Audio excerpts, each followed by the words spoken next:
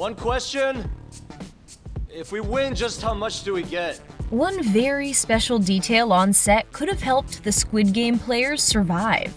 From giant dolls to mind-bending stairs inspired by a piece of art, the team behind Squid Game went all out with their sets.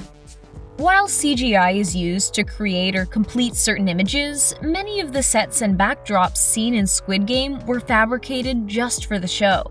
This is extra impressive because some of the real sets look like they could be created by computers with just how mesmerizing and exciting they look, especially when the backdrops appear to be outdoor locations. Tug of War might seem like a simple enough game to film, but the team behind the Netflix hit opted to build a large space and the raised platforms used in the game from scratch. The space created managed to be the perfect base for the actors to perform on, and to add CGI effects afterwards to make the space seem as daunting as it feels for the actors. Every inch had to be precisely built to ensure the safety of the performers while doing such physical work. 되게 황홀했어요. 그 공간 안에 들어간 순간. The dorms the players stay in during Squid Game may be the dullest colored set, but it's certainly not the least impressive. The gray walls and metal bunk beds aren't so inviting or comforting, but they definitely set the scene and make an impact. The size of the space was so vast that for the performers, it could feel like they were in a coliseum. The dorm space is where so much happens. A major fight, learning the truth of the game, watching the money add up, and the prison-like aesthetic provided the ideal backdrop for these pivotal moments. If you do not wish to participate, then please let us know at this time. Not a single detail was overlooked when the art department and creative team worked to bring all the spaces we see in Squid Game to the screen. One very small but meaningful detail, one that even could have helped the players out a bit, was hiding in plain sight on the walls. 사실 기대와 상상을 하는 것 이상으로 충격적인 비주얼들이 펼쳐지더라고요. We don't see them in the first part of the series, but as players lose and there isn't a need for so many beds, we slowly see the images revealed. All the illustrations on the walls depict each of the games played throughout the series. The fact that the bunk beds were in tall stacks was no coincidence either. The art director thought them up to convey themes of abandonment and carrying emotional baggage. They were actually made out of the same material as tunnels. The colorful and unsettling sets of staircases we see in Squid Game were actually inspired by a famous piece of art called Relativity. The original image came from the mind of a Dutch artist named MC Escher. The Squid Game creative team felt the mind-bending picture would be the perfect addition to the series, and they weren't wrong. The original photo includes 7 stairways arranged in a world where gravity is different, and considering Squid Game really turns every player's life upside down whether they want it to or not, the homage paid to this classic piece of art makes a lot of sense and just adds to the genius of the show. Whoa, this place is gigantic. A part of what makes these sets so incredible is the sheer scale of them. The space of the children's playground for the Honeycomb game featured real, enormous versions of playground equipment, with a fake drawn sky background making the whole scene look like an image we'd see in a children's book. It did an incredible job at bringing us a freaky playground vibe. The large-scale equipment also helped with making the players feel like children, replicating what the environment would have looked like to them when they were young. The team definitely accomplished the formidable but also familiar and reminiscent of childhood look that director Hwang was hoping to achieve. So our options are circle, triangle, star, umbrella. We can't discuss the incredible sets without mentioning one very impactful prop. If that's what we call a creepy giant doll that had the power to take any player out that it saw moving.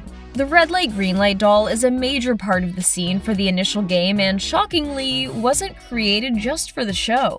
Yes, this terrifying giant mugunghwa doll actually existed before and was displayed for the public to see at a museum adventure village in South Korea.